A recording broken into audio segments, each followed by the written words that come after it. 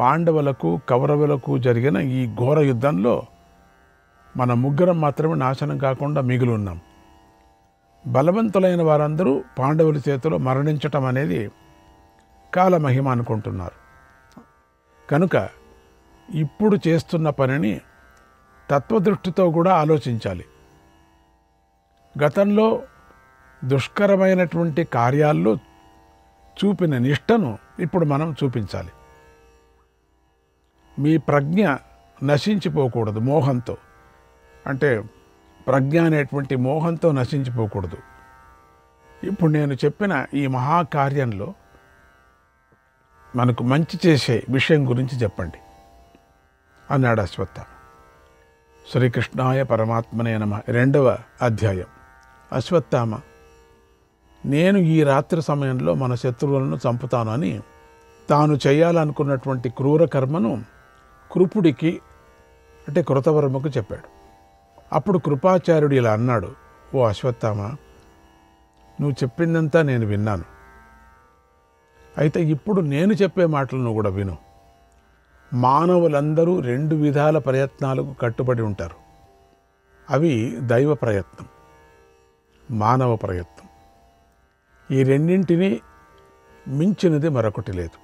నహి దైవేన సిద్ధ్యంతి కార్యాణ్యేకేన సత్తమ నాపి కర్మణైకేన ద్వాభ్యాం సిద్ధస్తు యోగతః ద్వాభ్యాం సిద్ధస్తు యోగతః. అంటే అచ్చంగా దైవం చేత కానీ మానవ ప్రయత్నం చేత కానీ జరగని పనులు ఈ రెండింటి కలయిక వల్లే జరుగుతాయి. పనులు చిన్నవైనా పెద్దవైనా సరే దైవ పురుష ప్రయత్నాలకే కట్టుబడి ఉంటాయి. జరిగేవి జరగనివి అంతటా కనిపిస్తూ ఉంటాయి. పర్వతంపై కురిసిన మేఘం ఫలితాన్ని సాధిస్తుందా? సాధించదు కదా. అయితే అదే మేఘం దున్నిన పొలంపై వానను కురిపిస్తే ఫలాన్ని సాధిస్తుంది కదా. ఉత్తానాంచాప్య దైవస్య ఉత్తానాంచాప్య దైవస్య హ్యనుత్తానంచ దైవతం హ్యనుత్తానంచ దైవతం వ్యర్థం భవతి సర్వత్ర వ్యర్థం భవతి సర్వత్ర పూర్వస్తత్ర వినిశ్చయః. అదృష్టం లేని పురుష ప్రయత్నం వ్యర్థం, పురుష ప్రయత్నం లేని అదృష్టం కూడా వ్యర్థం. కనుక ఈ చర్చ అన్ని చోట్ల ఉంటుంది, నిజమే. అయితే మొదటి పక్షమే నిశ్చయించబడుతూ ఉంటుంది. దేనికైనా అదృష్టం ఉండాలి అంటే దైవం యొక్క సహాయం ఉండాలి. దైవమే ప్రధానం. దైవం చక్కగా వర్షాన్ని కురిపిస్తే పొలం చక్కగా దున్నితే గింజ దాంతో లాభాన్ని తెచ్చిపెడుతుంది కదా. అలాగే మనుష్యుడి ప్రయత్నం కూడా దైవ పురుషార్థాల మీద ఆధారపడి ఉంది. ఈ రెండింటిలో దైవం స్వతంత్రంగా నిర్ణయం తీసుకొని ప్రవర్తిస్తుంది కదా. అందుకని పురుష ప్రయత్నం విషయంలో బుద్ధిమంతుడు తమ సామర్థ్యాన్ని బట్టి ప్రవర్తిస్తాడు. మానవుల ప్రవృత్తి నివృత్తులకు సంబంధించిన అన్ని పనులు దైవ పురుషార్థాలతోనే సిద్ధిస్తాయి. పురుష ప్రయత్నం చేసిన అది కూడా దైవం వల్లనే సిద్ధిస్తుంది. అలాగే దైవం అనుకూలించటం వల్లనే కర్మఫలం లభిస్తుంది కదా. ఇదే దీని యొక్క అర్థం, ఈ మంత్రాల యొక్క అర్థం, అంటే ఈ శ్లోకాల యొక్క అర్థం. ఉత్తానంచ మనుష్యాణాం ఉత్తానంచ మనుష్యాణాం దక్షాణాం దైవవర్జితం దక్షాణాం దైవవర్జితం అఫలం దృశ్యతే లోకే అఫలం దృశ్యతే లోకే సమ్యగప్యుపపాదితం సమ్యగప్యుపపాదితం. చాలా మంచి మంచి నీతులు ఇక్కడ మనకు కనపడుతున్నాయి. సమర్థులైన మనుషులు ఎంత చక్కగా ప్రయత్నం చేసినా దైవం కనుక విడిచిపెడితే ఆ ప్రయత్నం నిష్ఫలం కావటంలో లోకంలో కనిపిస్తూ ఉంటుంది కదా.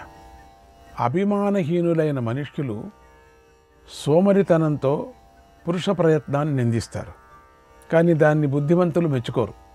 ప్రాయశో హి కృతం కర్మ ప్రాయశో హి కృతం కర్మ నా ఫలం దృశ్యతే భువి నా ఫలం దృశ్యతే భువి అకృత్వా చ పునర్దుఃఖం అకృత్వా చ పునర్దుఃఖం కర్మ పశ్యేన్ మహాఫలం కర్మ పశ్యేన్ మహాఫలం. లోకంలో చేసిన పని ఏది కూడా దాదాపుగా ఫలం లేకుండా ఉండదు. ఫలం తప్పనిసరిగా లభిస్తుంది. పని చేయకపోతే మాత్రం దుఃఖం కలుగుతుంది. కనుక కర్మనే ఫలంగా చూడాలి. భగవద్గీతలంతా విన్నాం కదా, ఇదే కదా మనం వినిందంతా. పని చేయకపోయినా కొందరికి యాదృచ్ఛికంగా కొంత ఫలం లభిస్తుంది. పనిచేసి కూడా కొందరికి ఫలం లభించదు. కానీ ఇలాంటి వారు మాత్రం చాలా అరుదుగా ఉంటారు.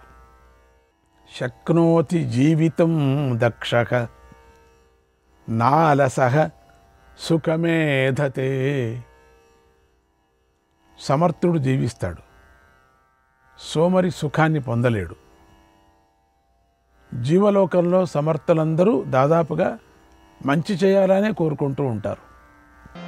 యది దక్షః సమారంభాత్ యది దక్షః సమారంభాత్ కర్మణో నాశ్నుతే ఫలం కర్మణో నాశ్నుతే ఫలం నాస్య వాచ్యం భవేత్ కించిత్ నాస్య వాచ్యం భవేత్ కించిత్ లబ్ధవ్యం వాధిగచ్చతి లబ్ధవ్యం వాధిగచ్చతి.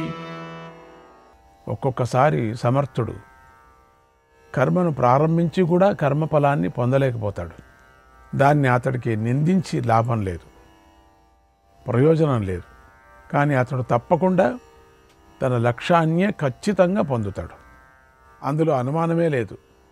అకృత్వా కర్మయో లోకే అకృత్వా కర్మయో లోకే ఫలం విందతి దిష్టితః ఫలం విందతి దిష్టితః సతు వక్తవ్యతాం యాతి సతు వక్తవ్యతాం యాతి ద్వేష్యో భవతి భూయశః ద్వేష్యో భవతి భూయశః. ఈ లోకంలో పని చేయకుండానే కూర్చొని ఫలాన్ని అనుభవించేవాడు నిందించదగినవాడు. అలాంటి వాడు ఇతరుల ద్వేషానికి కూడా ఎక్కువ గురి కావలసి వస్తుంది, నిందలను భరించవలసి కూడా వస్తుంది. దీన్ని కాదని నా ఇష్టం వచ్చినట్లుగా ప్రవర్తిస్తాను, నేను నడుచుకుంటాను అని ప్రవర్తించిన వాడు తనకు తానుగా అనర్థాన్ని తెచ్చుకుంటాడు. ఈ బుద్ధిమంతుల నీతిని గ్రహించాలి. పురుష ప్రయత్నం లేని దైవం, దైవము లేని పురుష ప్రయత్నం. ఈ రెండు కారణాల వల్లనే పని విఫలమవుతుంది, పని జరగదు. కనుక రెండూ ఉండవలసిందే. హీనం పురుషకారేణ హీనం పురుషకారేణ కర్మత్విహన సిద్ధ్యతి కర్మత్విహన సిద్ధ్యతి. దైవతేభ్యో నమస్కృత్య దైవతేభ్యో నమస్కృత్య యస్వార్థాన్ సమ్యగీగతే దక్షో దాక్షిణ్య సంపన్నః దక్షో దాక్షిణ్య సంపన్నః న సమోగైర్విహన్యతే. పురుష ప్రయత్నం లేకోకుండా ఈ లోకంలో కర్మసిద్ధి కలగదు. ఎంత బాగుంది! సమర్థుడై దయగలవాడై దేవతలకు నమస్కారం చేసి కార్యసిద్ధి కోసం ప్రయత్నించిన వాడు ఎప్పుడూ నష్టాన్ని పొందడు. వృద్ధులను సేవించాలి, తన శ్రేయస్సు గురించి మేలును గురించిన ఉపాయాలు అడిగి తెలుసుకోవాలి, వారి మాటలను పాటించాలి. దీనినే చక్కగా పని చేయటం అంటారు.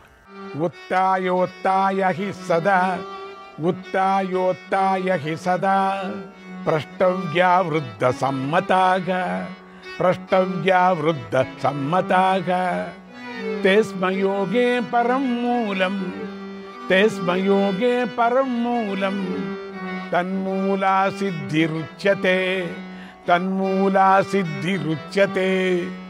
ప్రతిరోజు లేచి పెద్దల ద్వారా నడవడికకు సంబంధించినటువంటి ఉపాయాలు మనం సంపాదించుకోవాలి. అంటే అడిగి తెలుసుకోవాలి, ఆ సూచనలంతా పొందాలి.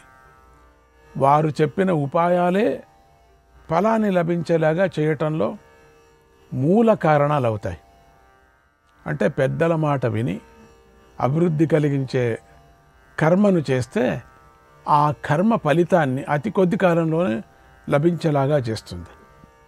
రాగాత్ క్రోధాత్ భయాల్లోభాత్ యోర్ధానీగతి మానవక అనీశావమానీచ అనీశావమానీచ సశీఘ్రం భ్రశ్యతే శ్రియః సశీఘ్రం భ్రశ్యతే శ్రియః.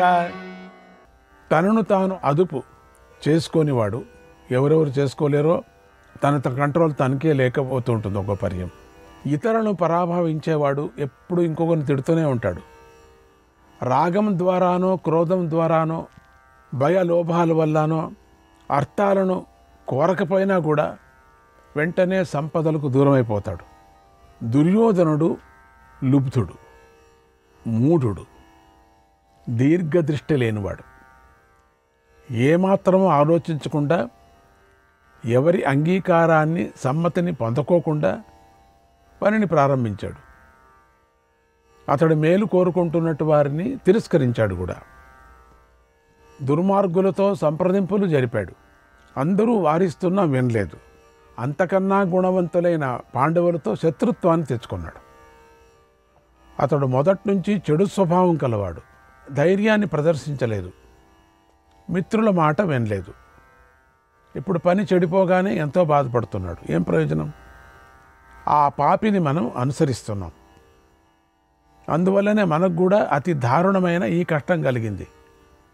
ఇప్పుడు ఈ కష్టంతో తప్పించిపోతూ నా బుద్ధి కూడా చెడిపోయింది. ఎంత ఆలోచించినా నాకు ఏది మంచిదో తెలియటం లేదు. నేను అలాంటి స్థితిలో పడిపోయాను. ముఖ్యతాతు మనుష్యేణ ప్రష్టవ్యాఘసుహృదో జనాగ తత్రాస్య బుద్ధిర్వినయః తత్ర శ్రేయశ్చ పశ్యతి. మనుష్యుడు మోకానికి గురైనప్పుడు మిత్రులను కర్తవ్యం గురించి ప్రశ్నించాలి. మిత్రులను అప్పుడే బుద్ధి వినయాన్ని శ్రేయస్సును గమనిస్తుంది. బుద్ధి వశంలో ఉంటుంది, లేకపోతే ఏమవుతుంది? వశం తప్పుతుంది. తతోస్య మూలం కార్యాణం బుద్ధ్యా నిశ్చిత్య వై బుధాగ తేత్ర పృష్టా యథా బ్రూయుః తత్కర్తవ్యం తథా భవేత్. కర్తవ్యాన్ని పనిని గురించి అడిగినప్పుడు పండితులు కార్యాల మూల కారణాన్ని నిశ్చయించి సలహాలు ఇస్తారు. అలా పని చేయవలసి ఉంటుంది కూడా, వాళ్ళ మాట వినాల్సింది. కనుక మనం ఇప్పుడు హస్తినాపురానికి వెళదాం. ధృతరాష్ట్రుణ్ణి, గాంధారుని, బుద్ధివంతుడైన విదురుడిని ఏం చేయాలో అడుగుదాం. అప్పుడు వారు మనకి ఏది మేలు చేస్తుందో చెప్తారు. మనం అదే చేద్దాం. ఇదే నా బుద్ధికి తోచింది, ఇదే నా అభిప్రాయం. నన్ను అడిగావు కదా, ఇదే అభిప్రాయం. పనులు ప్రారంభించుకోకుండా ఉంటే ఎప్పుడు కూడా ఫలితం లభించదు మనకు. పురుష ప్రయత్నం చేసినా పని జరగలేదంటే దైవం విడిచిపెట్టింది అని గ్రహించాలి. ఇకప్పుడు మరో ఆలోచనలు చేయకూడదు, మౌనం వహించాలి అన్నాడు కృపాచార్యుడు. శ్రీకృష్ణాయ పరమాత్మనే నమః. 3వ అధ్యాయం. సంజయుడు ధృతరాష్ట్రుడికి ఇలా చెప్పాడు. మహారాజా, కృపాచార్యుడి మాట ధర్మార్థాలతో కూడి ఉంది, మంగళకరంగా ఉంది. ఆ మాటలు విని అశ్వత్థామ ఎంతో దుఃఖించాడు. శోకం అతడిని మండుతున్న అగ్నిలాగా కాల్చేసింది. దాంతో అశ్వత్థామ క్రూరంగా ఆలోచించాడు. ఆవేశపడుతూ కృతవర్మలతో ఇలా అన్నాడు. ఓ మహాత్ములారా, ప్రతి పురుషుడిలోనూ విడివిడిగా బుద్ధి ఉంటుంది. అది ఆ పురుషుడికి అందగానే కనిపిస్తూ ఉంటుంది, అందంగానే ఉంటుంది. అది వాడికే బాగుంటుంది కదా, అది స్థిరంగానే ఉంది అని అనిపిస్తూ ఉంటుంది ఆ బుద్ధి. అందరూ కూడా తమ తమ ప్రజ్ఞతో విడివిడిగా సంతోషిస్తూ ఉంటారు, నేను చాలా ప్రజ్ఞావంతుణ్ణి అని. దాంతో తమను తాము ఇతరుల కన్నా అధికమైన బుద్ధి కలవారిగా భావిస్తూ ఉంటారు. నేను చేసిందంతా న్యాయమే కదా అనే విధంగా ఉంటుంది వాళ్ళకి. ఏం చేస్తున్నారో తెలియదు, పతనమైపోవటానికి. అందరికీ తమకు తామే ఇష్టం, అందరూ తమను తామే మెచ్చుకుంటూ ఉంటారు. అందరికీ తమ బుద్ధియే మెచ్చుకోదగినదిగా, ప్రతిష్టలకు తగినదిగా అనిపిస్తూ ఉంటుంది. నేను చాలా బుద్ధివంతుడిని, నేను న్యాయంగా ఉన్నా, నేను చేసే పనులంతా బాగుంది, ఇదే అనుకుంటుంటాడు. పరుల బుద్ధిని నిందిస్తూ తమ బుద్ధిని పదే పదే మెచ్చుకుంటూ ఉంటారు. ఏదో కారణం వల్ల, ఏదో సమ్మోహంలో ఇద్దరి ఆలోచనలు కలిస్తే అప్పుడు ఇద్దరు సంతోషిస్తారు. మాటి మాటికి ఒకరినొకరు గొప్పగా భావిస్తూ ఉంటారు. కానీ కాలం అనుకూలించినప్పుడు, అది ఎప్పుడు అనుకూలించదో కాలము, ఆ మనుష్యుల బుద్ధి అప్పుడప్పుడు మారుతూ ఉంటుంది. పరస్పరం ఇబ్బందులు కూడా కలిగిస్తూ ఉంటుంది. మనస్సులు విచిత్రంగా ఉంటాయి. ప్రత్యేకించి మనుష్యుల మనస్సులు విలక్షణంగా ఉంటాయి. ఆయా సందర్భాల్లో మనస్సు కలత చెందినప్పుడు రకరకాల బుద్ధి పుడుతూ ఉంటుంది. ఓ మహాత్ములారా, నేర్పరి అయిన వైద్యుడు యథాశాస్త్రంగా వ్యాధిని గుర్తిస్తాడు, దాన్ని నయం చేయటానికి తగిన వైద్యం చేస్తాడు. అలాగే మానవులు కార్యం సిద్ధించడానికి తమ ప్రజ్ఞతో ఆలోచిస్తారు, స్థిరమైన బుద్ధిని ఆశ్రయిస్తారు. కానీ ఇతరులు దాన్ని నిందిస్తారు. అన్యయాయవనే మర్త్యః బుద్ధ్యా భవతి మోహితః, బుద్ధ్యా భవతి మోహితః, మధ్యే న్యయాజరాయాం తు శూన్యాం రోచయతే మతిం, శూన్యాం రోచయతే మతిం. మనిషి యవనంలో ఏదో బుద్ధితో మోహానికి లోనవుతాడు. మధ్య వయస్సులో బుద్ధి మరొక విధంగా పనిచేస్తుంది. వార్ధక్యంలో మనిషి ఇంకొక విధమైన బుద్ధిని ఇష్టపడతాడు. మహాఘోరమైన ఆపదలో పడినప్పుడు, విపరీతమైనటువంటి సంపదను పొందినప్పుడు పురుషుడి బుద్ధిలో వికృతి కలుగుతుంది, మోహము సంతోషము కలుగుతాయి. ఒకే పురుషులో భిన్న భిన్న సమయాల్లో భిన్న భిన్న రూపాలతో బుద్ధి పుడుతూ ఉంటుంది కదా. కానీ ఆ సమయానికి అనుగుణంగా లేనందువల్ల ఆ ఆలోచన వారికే నచ్చదు. శ్రీకృష్ణాయ పరమాత్మనే నమః.